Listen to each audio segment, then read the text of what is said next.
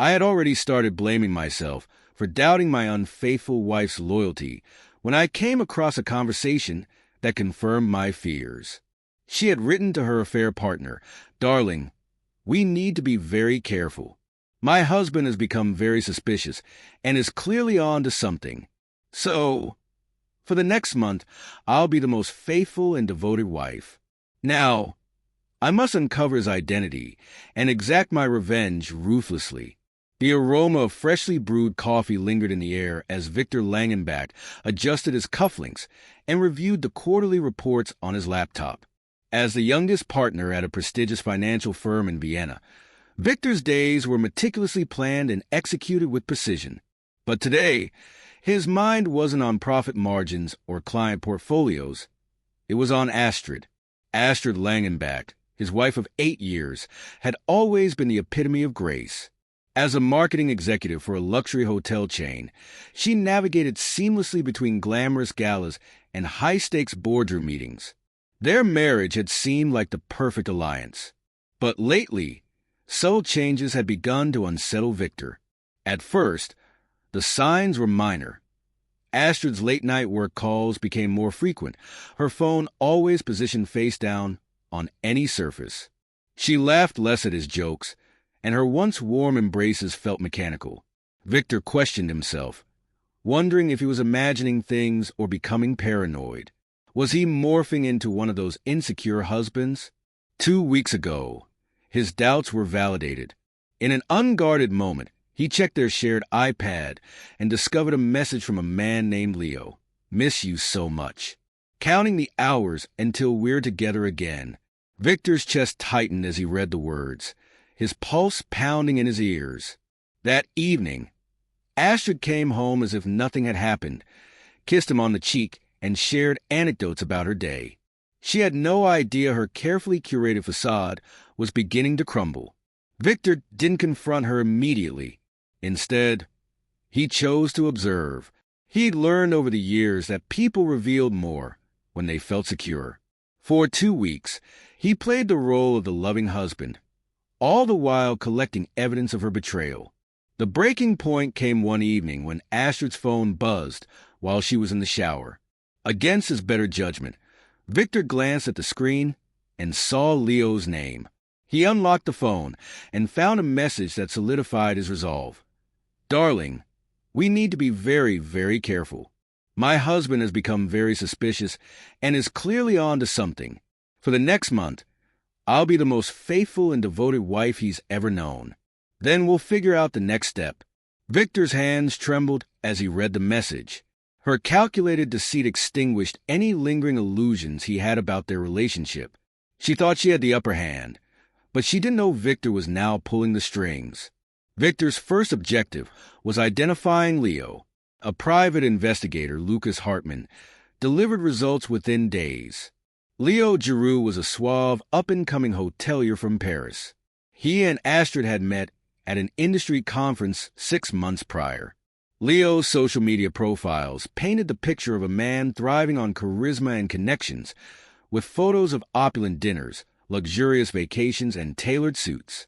Next, Victor devised a plan to ensnare both Astrid and Leo. Drawing on his financial expertise and extensive network, he crafted a strategy.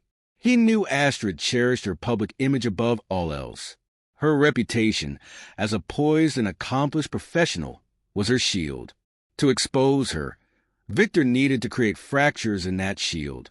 The plan took form over sleepless nights. Victor discreetly purchased a lavish apartment in Vienna under an alias and decorated it as the ultimate romantic hideaway. Every detail was meticulously curated. Soft ambient lighting, a bottle of Astrid's favorite wine, and a playlist of songs they once enjoyed together.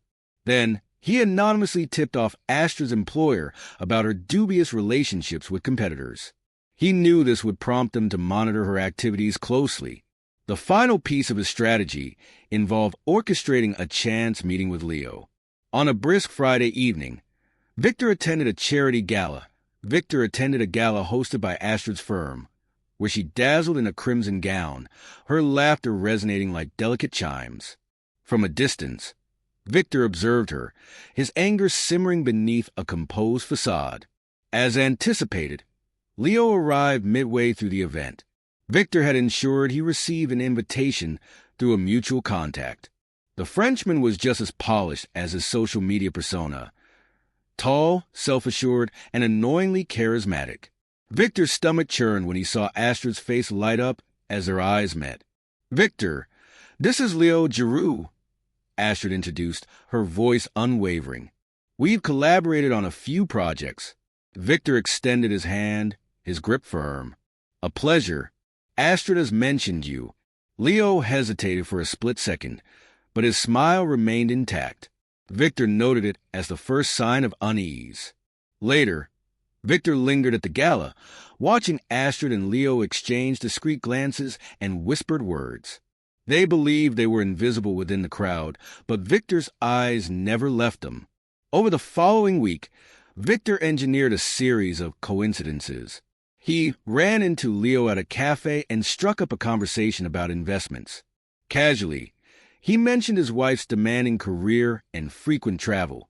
Leo, perhaps attempting to gauge Victor, remained courteous yet cautious. Their next meeting was more intentional. Victor invited Leo for coffee, extending a gesture of camaraderie. Over espresso, Victor spoke of his recent foray into real estate.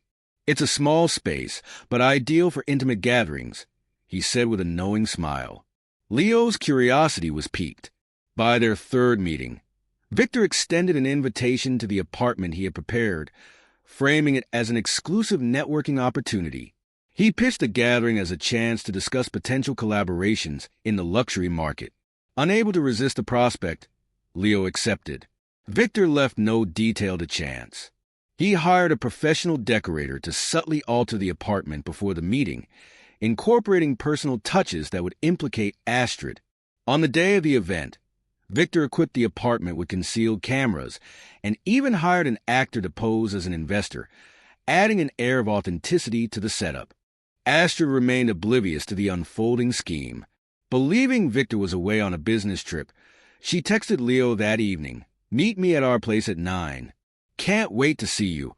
At precisely 8:45 p.m., Victor monitored the live feed on his phone as Astrid entered the apartment, using the spare key he had discreetly left in her handbag weeks earlier. Leo arrived shortly after, and the two embraced. For the next hour, Victor endured watching their intimate conversation, laughter, and their plans for a future that excluded him. They toasted to their freedom, spoke of moving to Paris, and giggled like young lovers. Despite the pain, Victor felt an eerie sense of calm. The time for action had come. The next morning, Astrid awoke to chaos. Her phone buzzed incessantly with calls and messages. Confused, she opened her work email to find a video link. It was a damning compilation of her evening with Leo, complete with timestamps and incriminating audio. The email had been sent to her boss, colleagues, and key industry contacts. Every moment, her laughter, confessions, and Leo's boasts was exposed. Panicked, Astrid tried calling Victor, but her calls went straight to voicemail. When she returned home, she found an envelope on the dining table.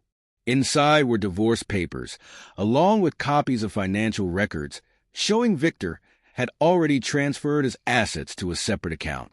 A handwritten note read, "Astrid, you played your role well, but I see you now. The faithful wife, the accomplished professional. All a lie.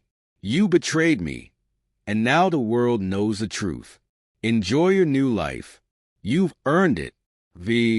Astrid's life unraveled swiftly. Her firm terminated her for breaching their ethics policy. Leo, desperate to salvage his own reputation, cut ties with her and erased any trace of her from his social media. By the end of the month, she was jobless, ostracized, and left with nothing but regret. Victor, on the other hand, found solace in his work and the support of close friends. Taking a brief sabbatical, he traveled through the Alps, rediscovering a sense of peace. One evening, as he gazed at the city lights from his new apartment, he murmured to himself, "Betrayal comes at a cost, and justice when served right, is the sweetest revenge of all. Thank you for following this story. If it resonated with you, please give it a thumbs up and consider subscribing to Lauren's story. Many of our viewers aren't subscribed yet, but by joining, you become part of a community that values deep, meaningful storytelling. Let's continue exploring these heartfelt journeys together. Don't forget to click the notification bell so you won't miss our next story.